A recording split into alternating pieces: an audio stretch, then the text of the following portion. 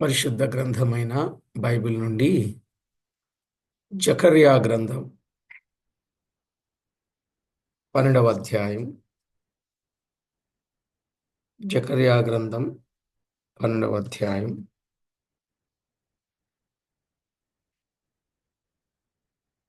ఆఖరు వచనాలు మనము చదువుకున్నాం. దేశ నివాసులందరూ ఏ కుటుంబమునకు ఆ కుటుంబము ప్రలాపించురు. దావీదు కుటుంబీకులు ప్రత్యేకముగాను,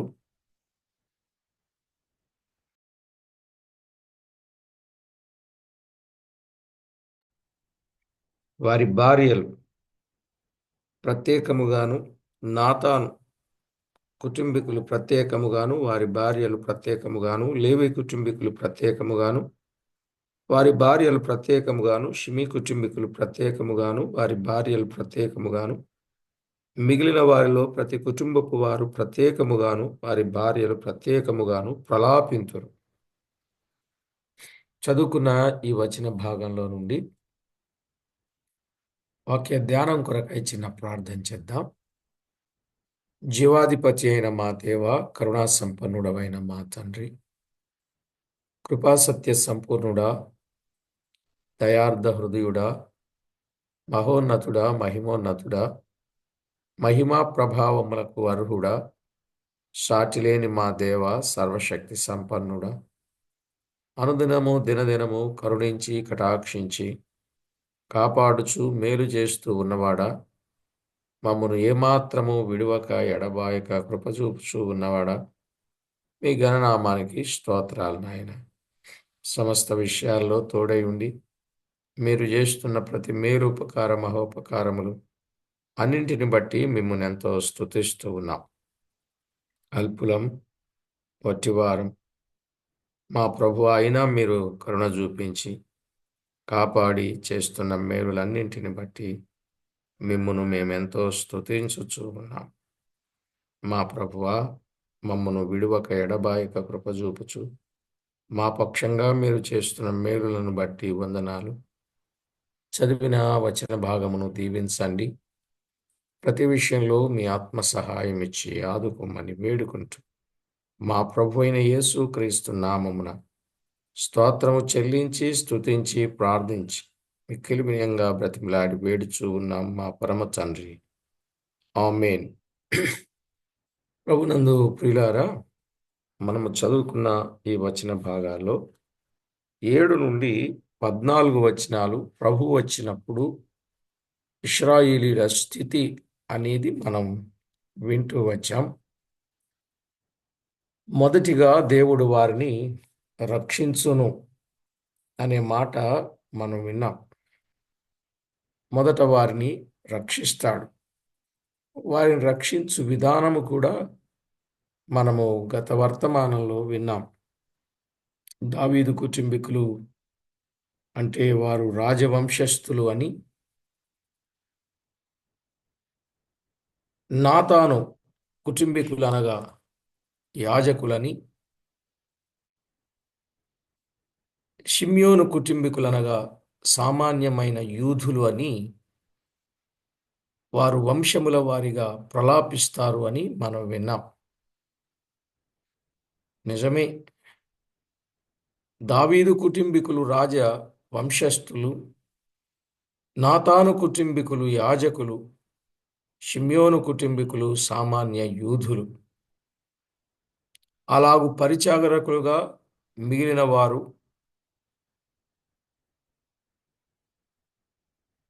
వారి వంశముల వారిగా ప్రలాపిస్తారని, అప్పుడే ప్రభు వారిని అందరినీ రక్షిస్తాడు అని మనము దైవలేఖనంలో విన్నాం. ఆయన రక్షించుటలో మొదట యూదాను రక్షించును అని విన్నాం కదండి. ఆయన రక్షించుటలో మొదట యూదాను రక్షిస్తాడు. 2వ వచనం, 4వ వచనం, 6వ వచనంలో యూదావారే ముఖ్యులుగా కనబడుచూ ఉన్నట్లు చూస్తాం. నిజమే, మొదట నుండి యూదా గోత్రము వారే మొదటిగా కనబడుచూ ఉన్నారు. మొదటి నుండి యూదా గోత్రమే ముఖ్యులుగా కనబడుతున్నారని 7 విషయాలు మనం విన్నాం. ఒకటి, బెన్యామీను పక్షముగా పూటబడిన వాడు యోధా అని. 2, యాకోబు యొక్క ఆశీర్వాదముతో యూదా సింహముగా కనబడుచున్నాడు అని. 3, ప్రయాణములో ముందు వెళ్ళినది యూదా గోత్రమని. 4వది, అర్పణ తెచ్చిన వారిలో మొదట తెచ్చినది యూదా గోత్రమని. 5వది, మొదటిగా యుద్ధమునకు పోయినది యూదా వంశము అని. 6, బెన్యామీనుతో మొదటిగా యుద్ధమునకు పోయినది యూదా వారని. 7, క్రీస్తు జన్మించినది యూదా గోత్రములో అని మనం విన్నాం.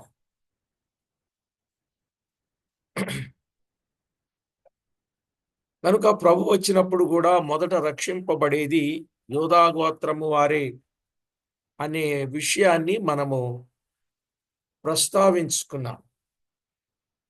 యూదా గోత్రానికి దేవుడు ఎంత ప్రాధాన్యతనిచ్చాడు, ప్రాముఖ్యతనిచ్చాడు. ఇట్టి సందర్భాలను మనము వినినప్పుడు మనకు ఎంతో తేటగా అర్థమయ్యే సంగతి. ఇక రెండవదిగా ఆ కాలములో యెహోవా యెరూషలేము నివాసులకు సంరక్షకుడుగాను ఉండెను అన్నాడు. 12వ అధ్యాయం 8వ వచనం. 12:8.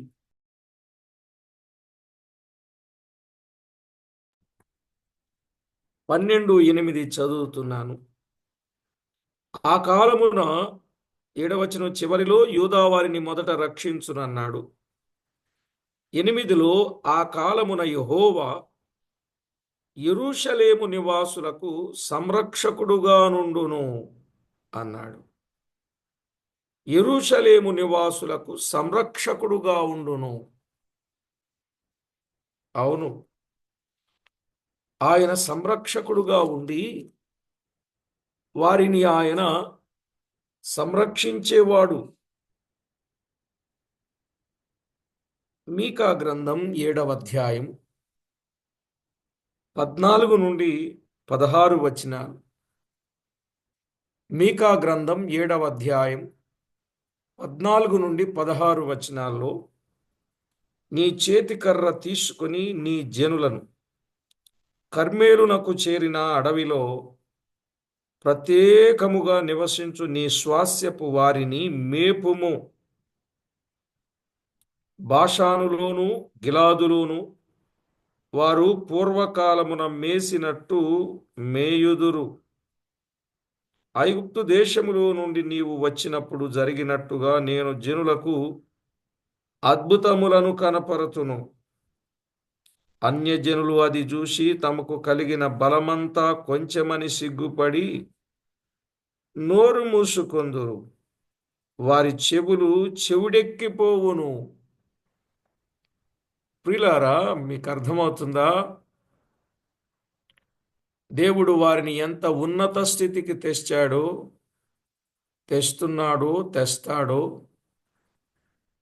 మనకు అర్థమవుతున్న వాస్తవాలు. యెరూషలేము నివాసులకు సంరక్షకుడుగా ఉంటాడు అని, ఆయన స్వాస్యపు వారిని మేపుతాడని, పూర్వకాలమున మేసినట్టు మేయుదురు అని, అద్భుతములను వారు చూస్తారు అని, వీరి బలాన్ని చూసి అవతల వారి బలమని వారు సిగ్గుపడి నోరు మూసుకుంటారని, వారి చెవులే చెవిడెక్కిపోతాయి. అంటే అంతగా వారిని గురించి చెప్పుకుంటా ఉండగా వారి చెవులు పోతాయి అనే విషయాన్ని ఈ వచన భాగాల్లో మనము చూస్తున్నాం. అవును ప్రియులారా, నేడు సంఘానికి సంరక్షకుడుగా ఉన్నవాడెవరు? క్రీస్తు ప్రభువే. పోషకుడు ఆయనే, సంరక్షకుడు ఆయనే. ఎఫెసీ పత్రిక 5వ అధ్యాయం 27-30 వచనాలు. ఎఫెసీయులకు రాసిన పత్రిక 5వ అధ్యాయం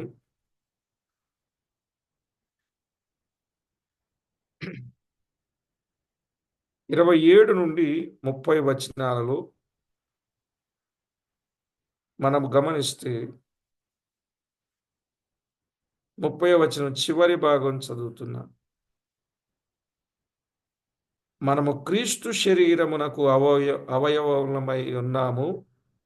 అవయవములమై ఉన్నాము గనుక అలాగే క్రీస్తు కూడా సంఘమును పోషించి సంరక్షించుచున్నాడు.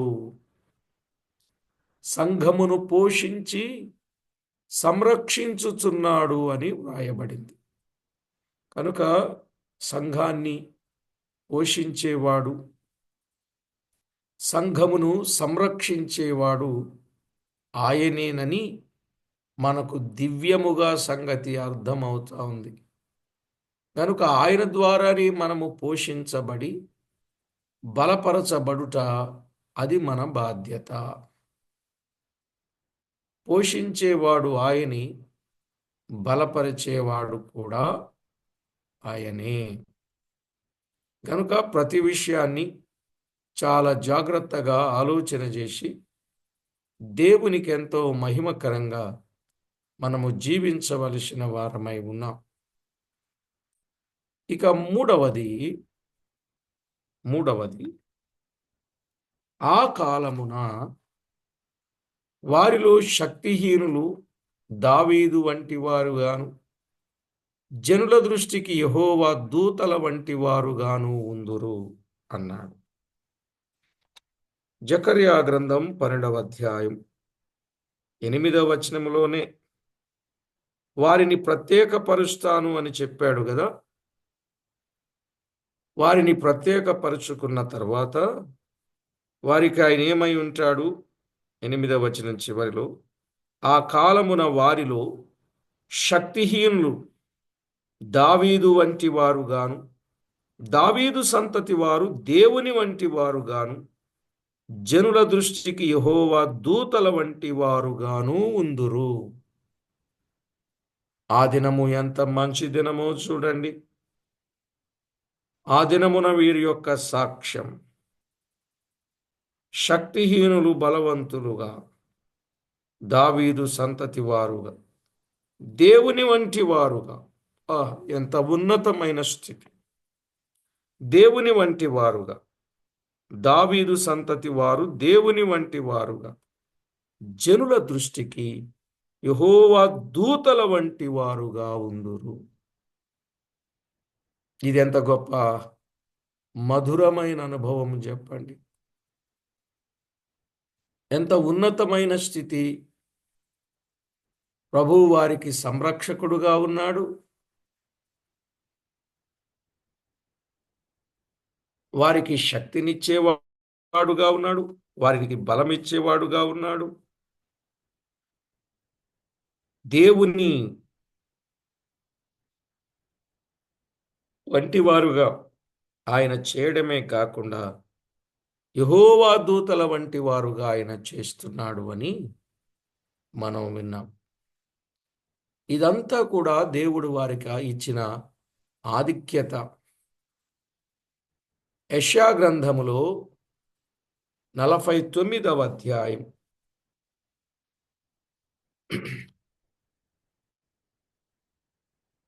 23వ వచనాన్ని చదువుకుందామండి.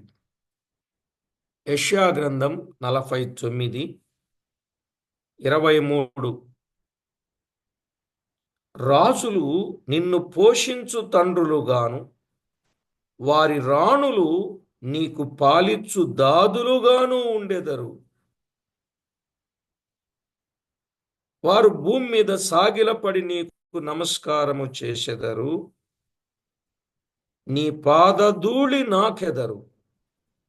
అప్పుడు నేను యెహోవాననియు నా కొరకు కనిపెట్టు వారు అవమానము నొందరనియు నీవు తెలుసుకొందువు.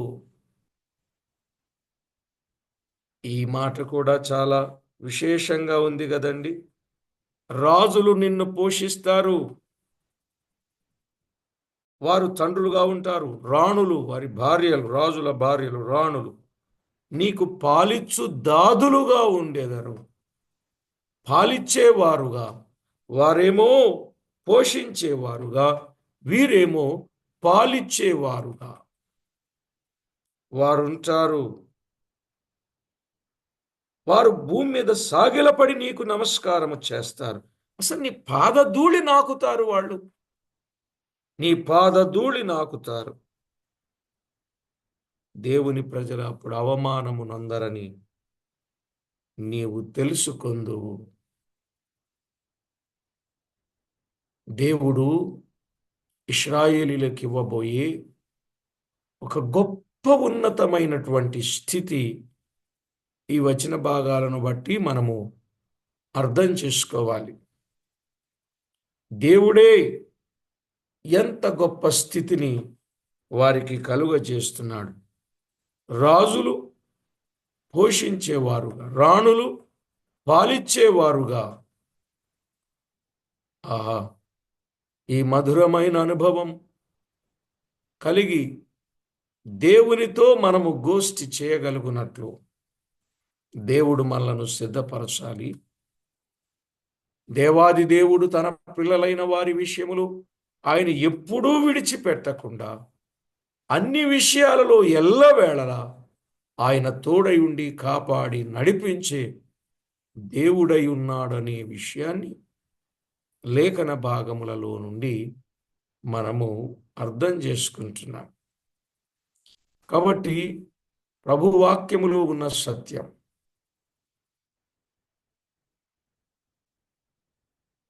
60వ అధ్యాయం యెషయా గ్రంథం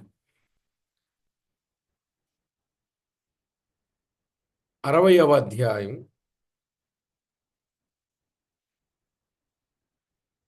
14 చదువుదామా? 60:14 నిన్ను బాధించిన వారి సంతానపు వారు నీ ఎదుటికి వచ్చి సాగిలపడెదరు. నిన్ను తృణీకరించిన వారందరూ వచ్చి నీ పాదముల మీద పడిదరు. చూడండి, నిన్ను బాధించిన సంతానపు వారు నీ ఎదుటకు వచ్చి సాగిలపడిదరు. ఇవన్నీ 31వ తారీఖు రాత్రి వాగ్దానాల రూపంలో ఒక పేపర్ మీద రాసి జనాలకు పంచి పెడతారండి. లాటరీ సిస్టమ్ లాగా తీయిస్తారు. అవునా కాదా? ఇవన్నీ తీయిస్తారు. మీరు తీసేరు లాటరీలు. ఒకరికి రావలసింది ఇంకొకరికి వచ్చుద్ది. ఆ తర్వాత మీ పని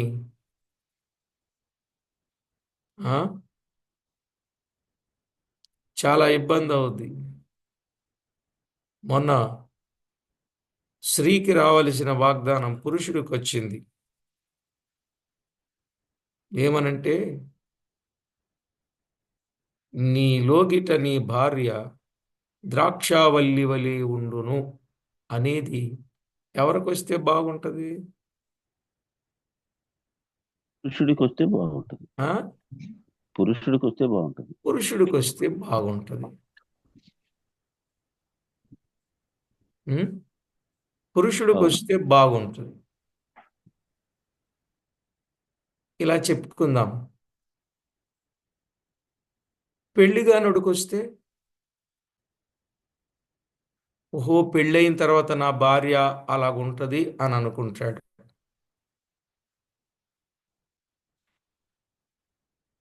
పెళ్ళయి కూడా ఇద్దరి మధ్య సమాధానం లేనుడికి వస్తే,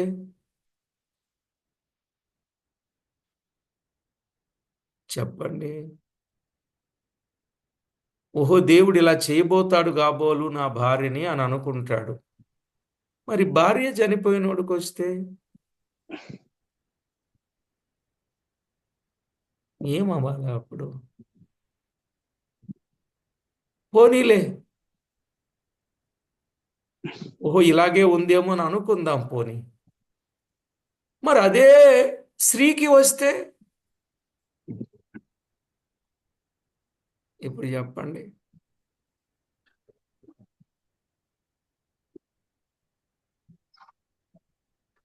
ఇప్పుడు పురుషునికి సంతులేని దాని ఇల్లాలుగాను కుమారులు కలిగిన తల్లిగా చేస్తానని పురుషునికి వస్తే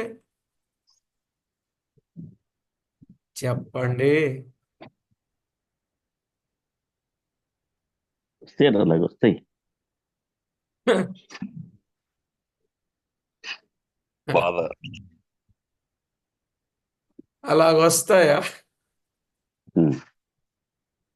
అయ్యో తండ్రి, ఇంకా ఎక్కడున్నారండి మీరు? ఇంకానా? బైబిల్ అర్థం కావట్లేదా మీకు? ఏం చేయాలి అసలు? ఇశ్రాయేలీలకు ఇచ్చిన వాగ్దానాలు మనము తీసుకోవటం కాదు, వాళ్ళవి వాళ్ళవే, మనవి మనవే. ఒకవేళ పోలికగా చెప్పుకోవడానికి కొన్ని బాగానే ఉండొచ్చు తప్ప అన్నీ బాగుండవు. అన్నీ మనకనుకోవడం కాదు. విశ్రాంతి దినం ఎవరికి ఇచ్చాడు? ఇజ్రాయెల్కే. పరిశుద్ధ దినం ఎవరికి ఇచ్చాడు? ఇజ్రాయెల్కే. విశ్రాంతి దినమున వారు ఏం చేయాలి? పరిశుద్ధ దినమున మనం ఏం చేయాలి? విశ్రాంతి దినము ఆ రోజు ఎప్పుడు? పరిశుద్ధ దినము ఈ రోజు ఎప్పుడు? మీరు అర్థం చేసుకోవాలి. బైబిల్ని బైబిల్గా మనం అర్థం చేసుకోకపోతే చాలా ప్రమాదం జరుగుద్ది. అందుకే ఇక్కడ ఈ వచనాన్ని బట్టి మనం ఏం ఆలోచిస్తున్నారు మీరు? 60:14 నిన్ను బాధించిన వారి సంతానపు వారు నీ ఎదుటకు వచ్చి సాగిలపడెదరు, నిన్ను తృణీకరించిన వారందరూ వచ్చి నీ పాదముల మీద పడెదరు. యెహోవా పట్టణమని ఇశ్రాయేలు పరిశుద్ధ దేవుని సియోనని నీకు పేరు పెట్టెదరు అన్నాడు. ఎంత చక్కని మాట చెప్పాడండి. అవునవును. 22 చదువుదాం. 22, 22. వారిలో ఒంటరి అయిన వాడు 1000 మంది అగును, ఎన్నిక లేని వాడు బలమైన జనమగును. యెహోవానగు నేను తగిన కాలమున ఈ కార్యమును త్వరపెట్టుదును అన్నాడు. వారిలో ఒంటరి అయిన వాడు 1000 మంది, ఎన్నిక లేని వాడు బలమైన జనమగును. ఇది దేవుడు ఇశ్రాయేలులకు ఇచ్చే ఉన్నతమైన స్థితి, ఒక గొప్ప స్థితి. ప్రజలు మిక్కిలి ఘనముగా ఎంచెదరు, ఎంచబడుదురు. జకర్యా గ్రంథం 8వ అధ్యాయం 23వ వచనములో కూడా ఒక మాట ఉన్నది. జకర్యా గ్రంథం 8వ అధ్యాయం 23వ వచనం. సైన్యములకు అధిపతియగు యెహోవా సెలవిచ్చున్నదేమనగా, ఆ దినములలో ఆయా భాషలు మాటలాడు అన్యజనులలో 10 మంది ఒక యూదుని చెంగు పట్టుకుని, దేవుడు మీకు తోడుగా ఉన్నాడను సంగతి మాకు వినబడినది గనుక మేము మీతో కూడా వత్తుమని చెప్పెదరు. ఏమండి, అర్థమైందా? వీరు కావాలని ఎంత ఆశతో వారు వస్తారో, దేవుడు మీకు తోడుగా ఉన్నాడనే సంగతి మాకు వినబడినది. దేవుడు వారికి తోడుగా ఉన్నాడు, ఆ సంగతి మాకు వినబడింది. మేము కూడా వస్తాం. నేడు కూడా ప్రభు సంరక్షణలో ఉన్నవారు ప్రజల దృష్టిలో గనులుగానే ఎంచబడుట వాస్తవముగా జరుగుద్ది. ఆ మాటలు మనము జ్ఞాపకం చేసుకోవచ్చు. ప్రభు సంరక్షణలో ఉన్నవారు ప్రజల దృష్టిలో గనులుగా ఎంచబడుట అది వాస్తవం. కావాలంటే ఆదికాండం 41వ అధ్యాయం 37 నుండి 40 వచనాలు చదువుదామా? ఆదికాండం 41వ అధ్యాయం 37 నుండి 41, 37 నుండి. ఆ మాట ఫరో దృష్టికిని అతని సమస్త సేవకుల దృష్టికిని యుక్తమై ఉండెను గనుక అతడు తన సేవకులను చూసి, ఇతని వలె దేవుని ఆత్మగల మనుషుని కనుగొనగలమా అని అనెను. మరియు ఫరో, దేవుడు ఇదంతయు నీకు తెలియపరచెను గనుక నీ వలె వివేక జ్ఞానములు గలవారెవరునూ లేరు. నీవు నా ఇంటికి అధికారివై ఉండవలెను. నా ప్రజలందరూ నీకు విధేయులై ఉందురు. సింహాసన విషయములో మాత్రమే నేను నీకంటే పైవాడనై ఉందునని యోసేపుతో చెప్పాను.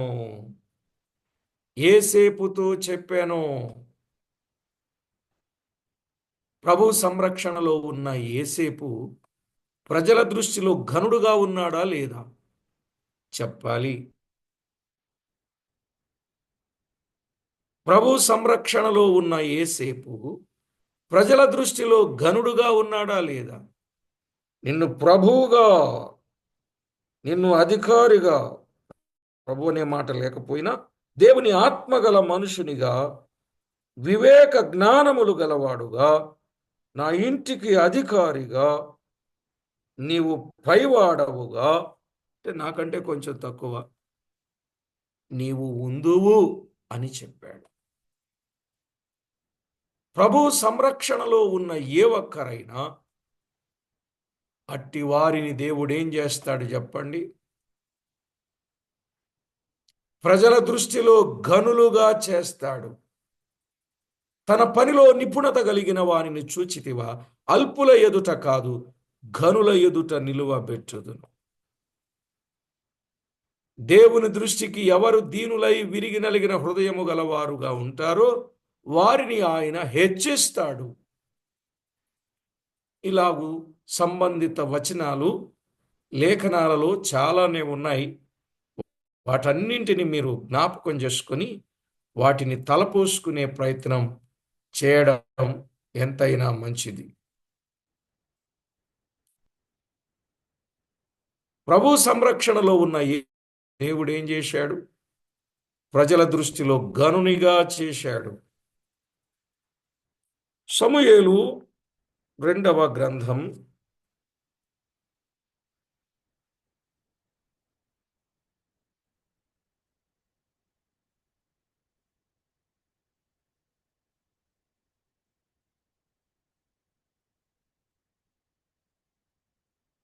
దావీదును కూడా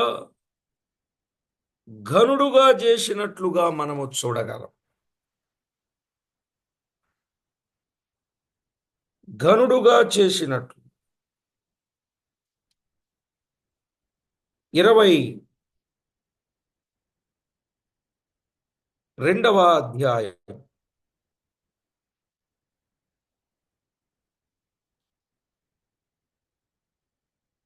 22వ అధ్యాయం 44. నా ప్రజల కలహములలో పడకుండా నీవు నన్ను విడిపించితివి. జనులకు అధికారిగా నన్ను నిలిపితివి. జనులకు అధికారిగా నన్ను నిలిపితివి. నేను ఎరుగని జనులు నన్ను సేవించెదరు. ప్రియులారా, ప్రభు కొరకు చెప్పబడిన మాటలు, భక్తుల కొరకు చెప్పబడిన మాటలు, భక్తులు చెప్పిన మాటలు ఎంతో విశేషమైనవి. 25 కూడా చదివితే, నేను నిర్దోషినైండుట యెహోవా చూచెను, తన దృష్టికి కనబడిన నా చేతుల నిర్దోషత్వమును బట్టి నాకు ప్రతిఫలమిచ్చెను అన్నాడు. ఎంత చక్కని మాటలు చూడండి. కాబట్టి ప్రభునందు ప్రియులారా, వ్రాయబడిన లేఖన భాగాలు మనము అర్థం చేసుకుని అల్పుడైనటువంటి వారిని అధికునిగా చేసిన సందర్భం మనము చూడవచ్చు. నిజమే, సమూయేలు రెండవ గ్రంథములో 14వ అధ్యాయం 17 నుండి 20 వచనాలలో 20 వచనాలలో మనము చూస్తాం. సమస్తమును గ్రహించుటలో నీ వంటి వాడొకడును లేడు. ఈ లోకమందు సమస్తమును ఎరుగుటయందు నా ఏలిన వాడవగు నీవు దేవదూతల జ్ఞానము వంటి జ్ఞానము గలవాడవు. ప్రజల దృష్టిలో ఘనునిగా చేశాడు. దేవుడు అలాంటి స్థితిని ఇచ్చినట్లుగా మనము దైవ లేఖనములో చూస్తున్నాం. పాడి గొర్రెలను వెంబడించుట మాన్పించి ఇశ్రాయేలును మేపుటకు నడిపించాడు. దేవుని వాక్యములో ఉన్న వాస్తవిక సత్యం మీరు జాగ్రత్తగా అర్థం చేసుకోండి. నిజంగా ఏ అర్హత, ఏ యోగ్యత లేని వ్యక్తిని మహారాజుగా చేయడం నిజమే ఎంత గొప్ప స్థితిని మనము చూస్తాం. దానియేలు గ్రంథములో 4వ అధ్యాయం 8, 9 వచనాలు కూడా మనము చదివితే, దానియేలు గ్రంథం 4వ అధ్యాయం 8, 9 వచనాలు, దేవాది దేవుడు ఎలాగున ఆయన గొప్ప చేయగలడో ఈ వచనాలు మనకు అర్థమవుతాయి. పరిశుద్ధ దేవతల ఆత్మ నీ యందున్నదనియు, పరిశుద్ధ దేవతల ఆత్మ నీ యందున్నదనియు అని బెల్తెషాజారు అంటే దానియేలు కదా, ఈ గొప్ప సాక్ష్యాన్ని ఆయన కలిగిన వాడుగా ఉన్నాడు. ప్రియులారా, ఈనాడు మన జీవితంలో కూడా ఒక గొప్ప స్థితిని దేవుడు ఇచ్చుటకు ఆయన ఇష్టపడ్డాడు.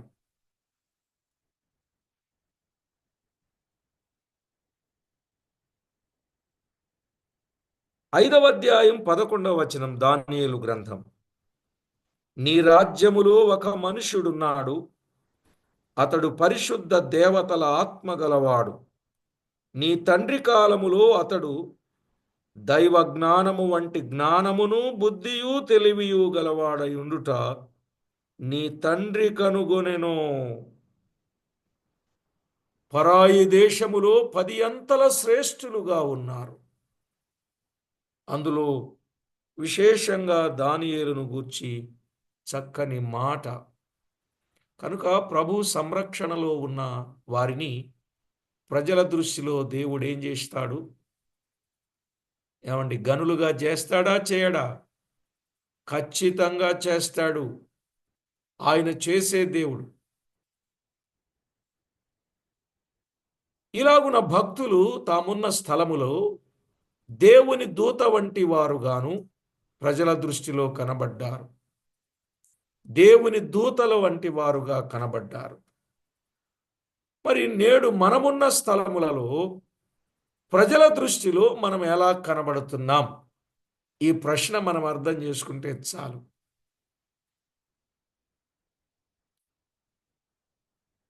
ఆ రోజుల్లో వారు దేవుని దూతల్లా కనబడ్డారట. దేవుని ఆత్మ కలిగిన వారుగా కనబడ్డారట. మనం చదువుకున్న వచనాల్లో మనకు అర్థమైంది అదే.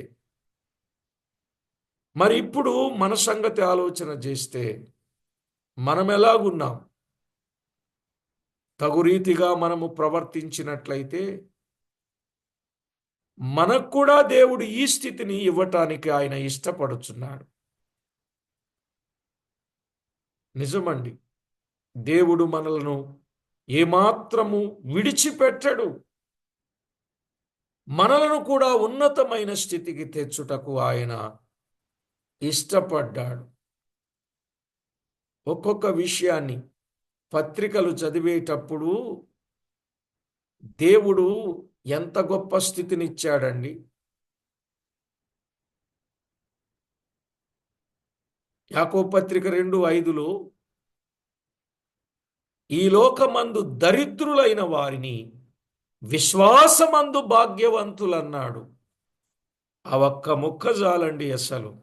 అవునా?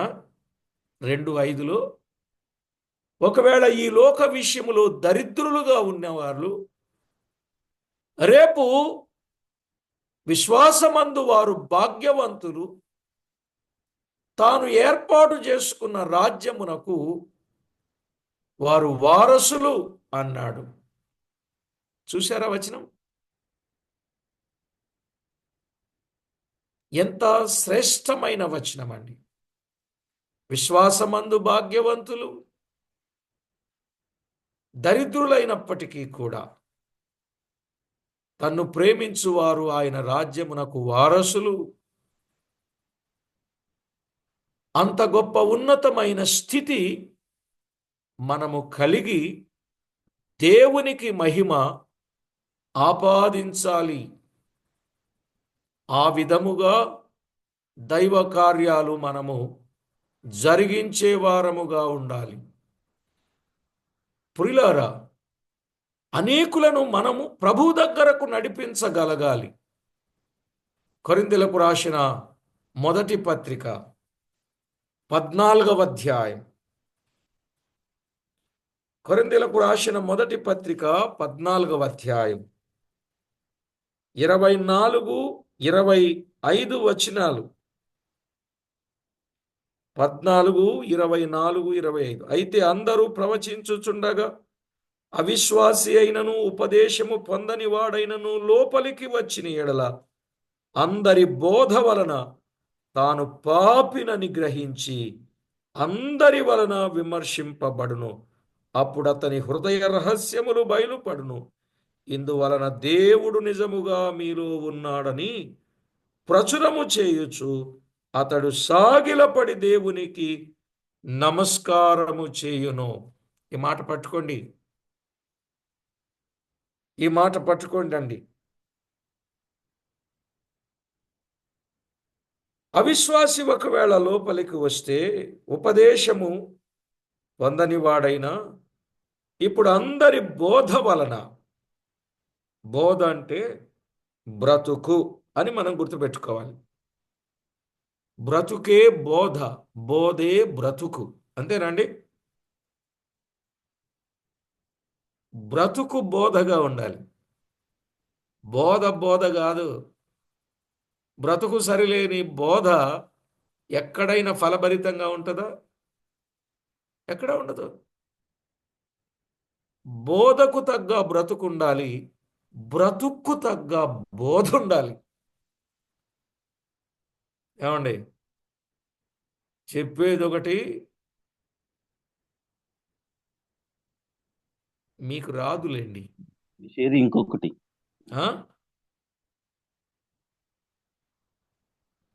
చెప్పేదొకటి, చేసేదొకటిగా ఉండకూడదు. యేసుక్రీస్తు ప్రభువును గురించి యోహాను థియోఫిలాకు చెప్తూ తాను చేయుటకును బోధించుటకును ఆరంభించి ఆయన ఏదైతే చేశాడో అది చెప్పాడు.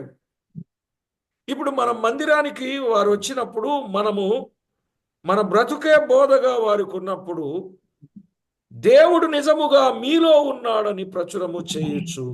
అతడు సాగిలపడి దేవునికి నమస్కారము చేస్తాడన్నాడు. ఆ వచనం చూడండి ఎంత బాగుందో. మొన్న ఒక అతను సాక్ష్యం చెప్తుంటే చాలా బాధ వచ్చిందండి. పేర్లతో సహా చెప్పగలను, ఎందుకు గాని ఆయన ఆ రోజు చర్చికి వెళ్ళాడంట. సండే ఒక పొలిటీషియన్ చర్చికి వెళ్ళాడట. చర్చికి వెళ్ళే దేనికి? మీరు గమనించినప్పుడు ఆయన సన్నిధిలో సంపూర్ణ సంతోషము కలదు, ఆయన కుడి చేతిలో నిత్యము సుఖములు కలవు. అవి మనం పొందడానికి ప్రభుతో సహవాసం చేయడానికి వెళ్తాం. ఆ వరుసలో ఆయన అక్కడికి వెళ్ళేసరికి ఆయన చిన్నప్పుడు చదువుకున్న కంఠత వాక్యం గుర్తొచ్చిందంట. ఏమని? దుష్టుల ఆలోచన చొప్పున నడవక, పాపుల మార్గమున నిలువక, అపహాసకులు కూర్చుండు చోటు కూర్చునక అనే మాట గుర్తొచ్చి అక్కడ నుంచి లేచి వెళ్ళిపోయాడంటండి. మీకు అర్థమైందా అండి? అక్కడి నుంచి లేచి వెళ్ళిపోయాడంట. అన్నా, లేచి వెళ్ళిపోతున్నారేంటి అని అంటే, దేవుని వాక్యం గుర్తొచ్చి వెళ్ళిపోతున్నానయ్యా. ఏమంటే ఈ వచనం అన్నాడంట. అంటే ఇప్పుడు అక్కడ కూడుకున్నటువంటి వారందరిలో ఎవరున్నారు? మార్పు కలిగిన వాళ్ళ, మార్పు లేనోళ్ళ? మార్పు లేని వాళ్ళేగా. మార్పు లేనోళ్ళు ఉన్నారు. అందుకే భయం వేసి అయ్యో నేను ఇక్కడ ఉండకూడదని చెప్పి ఆయన వెళ్ళిపోయాడంట. చెప్పడానికి వినడానికి బాగుంది, కానీ ఈ రోజుకి కూడా చాలా మంది జీవితాలు మందిరాలకు వెళ్ళినా కూడా మనసుల్లో మార్పు లేదండి. పేరుకు దేవుని బిడ్డ, చేష్టలన్నీ సైతాను బిడ్డ. నిజమా కాదా? ఎవరినో అనాలని కాదు నా ఉద్దేశం. ఎవరినో ఏదో అంటే నాకు వచ్చేదేమిటి, నాకు ఒరిగేదేమిటి? ఈరోజు మన జీవితాన్ని ఒకసారి పరిశీలనగా అర్థం చేసుకోవాలండి. ప్రియులారా, ఇదిగో దేవుడు నిజముగా మీలో ఉన్నాడని ప్రచురము చేయుచు అతడు సాగిలపడి దేవునికి నమస్కారము చేస్తాడు. అట్లాంటి జీవితాన్ని మనం కలిగి ఉండాలి. ఈయనలో దేవుడున్నాడు, దేవుని బిడ్డ, దేవుని వాక్య ప్రకారంగా జీవిస్తున్నాడు, ఆయన ఏదైతే చెబుతున్నాడో అదే చేసి చెబుతున్నాడు అని మనల్ని గురించి రేపు సాక్ష్యం రావాలండి. లేకపోతే ఎందుకండి? ఈ భక్తి జీవితం ఎందుకు? ఈ ప్రార్థనలు ఎందుకు? ఈ పాటలు ఎందుకు? అసలు ఇంకా నాకు చాలా బాధ వచ్చేస్తుంది. ఇవన్నీ ఎందుకు అసలు? ఏదో యాదాలాభంగా వెళ్ళడం రావటం ఏం ఉపయోగం? ఇక డిసెంబర్ మాసం వస్తుంది, అబ్బా క్రైస్తవులంటే వీరేరా అన్నట్టుగా వస్త్రధారణ, వేషధారణ, పండగ వాతావరణం కనపడుతుంది. నిజమా కాదా? కానీ ఒకరోజుగా భక్తి కాదు కదా మంది, వారం రోజుల భక్తి కాదు కదా, నెల రోజుల భక్తి కాదు కదా. ప్రభు కొరకు లైఫ్ లాంగ్ మనము ప్రభువుకు మహిమకరంగా ఉండాలి. యోహాను సువార్త 12వ అధ్యాయం 9 నుండి 11 వచనాలు. యోహాను సువార్త 9వ అధ్యాయం 12వ అధ్యాయం 9 నుండి 12 వచనాలు లేక 11 వచనాలు. కాబట్టి యూదులలో సామాన్య జనులు ఆయన అక్కడ ఉన్నాడని తెలుసుకొని యేసును చూచుటకు మాత్రమే గాక మృతులలో నుండి ఆయన లేపిన లాజరును కూడా చూడవచ్చిరి. అతనిని బట్టి యూదులలో అనేకులు తమ వారిని విడిచి యేసునందు విశ్వాసముంచిరి. విన్నారండి? ఇది ఎంత గొప్ప సాక్ష్యం అండి! ఇది ఎంత గొప్ప విశేషమైన మాట చెప్పండి. యేసును చూడడానికి మాత్రమే కాకుండా మృతులలో నుండి ఆయన లేపిన లాజరును కూడా చూడవచ్చారట. అలా చూచినప్పుడు యూదులలో అనేకులు తమ వారిని విడిచి యేసునందు విశ్వాసముంచిరి. అసలు మన జీవితాన్ని, మన సాక్ష్యాన్ని చూచి అనేకులు అవతల వారిని విడిచి ప్రభువునందు విశ్వాసం ఉంచేటట్లుగా మన జీవితాన్ని మనము పోషించుకోవాలి. ఆఖరు మాటగా ఇంకొక మాట చెప్పి ప్రార్థన చేస్తాం. ఎలాంటి అనుభవము కలిగి ఉండాలి? కొరింథీయులకు రాసిన 2వ పత్రిక 6వ అధ్యాయం 14 నుండి 18 వచనాలు. కొరింథీయులకు రాసిన 2వ పత్రిక 6 నుండి 18 6వ అధ్యాయం 14 నుండి 18 వచనాలు. మీరు అవిశ్వాసులకు జోడుగా ఉండకుడి. మీరు అవిశ్వాసులకు జోడుగా ఉండకుడి. నీతికి దుర్నీతితో ఏమి సాంగత్యం? వెలుగునకు చీకటితో ఏమి పొత్తు? క్రీస్తునకు బెలియాలతో ఏమి సంబంధం? అవిశ్వాసితో విశ్వాసికి పాలు ఎక్కడిది? దేవుని ఆలయమునకు విగ్రహములతో ఏమి పొందుక? మనము జీవము గల దేవుని ఆలయమై ఉన్నాం. అందుకు దేవుడు ఎలాగూ సెలవిచ్చుచున్నాడు, నేను వారిలో నివసించి సంచరింతును, నేను వారి దేవుడనై ఉందును, వారు నా ప్రజలై ఉందురు. కావున మీరు వారి మధ్య నుండి బయలు వెడలి ప్రత్యేకముగా ఉండుడి. ఆయన వారిని ప్రత్యేకపరిచాడుగా, వారి మధ్య నుండి మీరు ప్రత్యేకపరచుడి.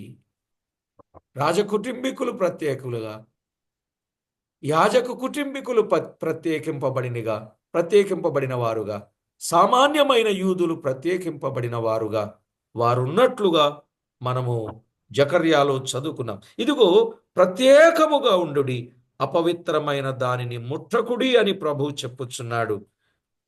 మరియు నేను మిమ్మును చేర్చుకుందును, మీకు తండ్రినయ్యుందును, మీరు నాకు కుమారులను కుమార్తెలనయ్యుందురని సర్వశక్తి గల ప్రభువు చెప్పుచున్నాడు. సర్వశక్తి గల ప్రభువు చెప్పుచున్నాడు. మనం ఎప్పుడైతే లోకములో నుండి ప్రత్యేకింపబడిన వారముగా, ప్రభు కొరకు ప్రతిష్ఠింపబడిన వారముగా, అపవిత్రమైన దానిని ముట్టకుండా ఉండే వారముగా మనమున్నప్పుడు మనము ఆయనకు కుమారులము కుమార్తెలం. ఏమండి, అపవిత్రమైనవి పాప సంబంధమైనవి చేస్తూ ఉంటే ఆయన కుమారులు కుమార్తెలు అవుతా ఉంటారా? చెప్పండి. ఎవరు అట్లా కారే. కనుక ప్రత్యేకింపబడిన జనాంగముగా ఉండాలి. మన జీవితమే, మన బ్రతుకే ఇతరులకు గొప్ప పాఠంగా ఉండాలి. ఎప్పుడైతే అలాంటి అనుభవాల గుండా మన జీవితాన్ని కొనసాగిస్తామో తద్వారా ప్రభువుకు మహిమ. ఇప్పుడు చెప్పండి, ప్రభు సంరక్షణలో ఉన్నవారు ప్రజల దృష్టిలో ఏమవుతారు? కనులవుతారు. పాత నిబంధనలో చూశాం, క్రొత్త నిబంధనలో కూడా మనం చెప్పుకున్నాం. మన సంగతి కూడా మనం పరీక్ష చేసుకుందాం. ప్రభు యొక్క సంరక్షణ, ప్రభు యొక్క అడుగుజాడలు, ప్రభువుకు అనుకూలుగా మన జీవితాన్ని ఎప్పుడు కొనసాగించుకొని ప్రభువుకి ఎంతో మహిమ తెద్దాం. ప్రార్థన చేసుకుందాం. ప్రభునందు ప్రియులారా, దేవాది దేవుడు మనలను ప్రేమించి తన కృపా రెక్కల నీడలో మనలను బలపరిచి భద్రపరిచే దేవుడు. ఇశ్రాయేలీలకు ఉన్నత స్థితినిస్తున్నాడు. నిన్ను నన్ను ప్రేమించి కూడా మనకు కూడా ఉన్నత స్థితిని ఆయన ఈచుటకు ఆయన ఇష్టపడ్డాడు. ఎంత కృతజ్ఞతలు చెల్లించినా ఆయన రుణము తీరేది కాదు. అంత గొప్ప కార్యం, పుణ్యకార్యం ఆయన చేసిన వాడై ఉన్నాడు. పరిశుద్ధుడవైన మా తండ్రి, పరమందు ఆసీనుడవైన మా దేవ, మీ ఘననామానికి వందనములు, కోటానుకోట్లు స్తుతులు స్తోత్రములు చెల్లిస్తున్నా. మమ్మల్ని ఎంతో ఎక్కువగా ప్రేమించిన మా ప్రభు, మా జీవిత పరిస్థితులు, మా మనుగడ, మా భవిష్యత్ అంతా మీ చేతిలో ఉండగా మీరేం చేయాలని తలంచారో అది మా పక్షంగా చేసి మా గొప్ప దేవుడవై ఉన్నందుకు వందనములు. సమస్త విషయాలలో మీరు కనికరము చూపి కాపాడి మేలు చేస్తున్నందుకు స్తుతిస్తూ ఈ సమయములో మీ వాక్యము ద్వారా ప్రతి ఒక్కరూ మేలు పొందారని మిమ్మల్ని కొనియాడుచు మీ కొరకు మేము నమ్మకస్తులంగా మేముంటుండగా మమ్మను పోషించి సంరక్షించి మమ్మను నడిపించి మమ్మను హెచ్చించే మా దేవుడవై ఉన్నందుకు కృతజ్ఞతలు చెల్లించుచు మా ప్రభు అయిన యేసు క్రీస్తు అమూల్యమైన నామమున స్తుతించి స్తోత్రించి ప్రార్థించి మిక్కిలి వినయముగా బ్రతిములాడి వేడుచూ ఉన్నాము తండ్రి. ఆమేన్. ఆమెన్. Amen. ప్రభునందు ప్రియులారా, Amen.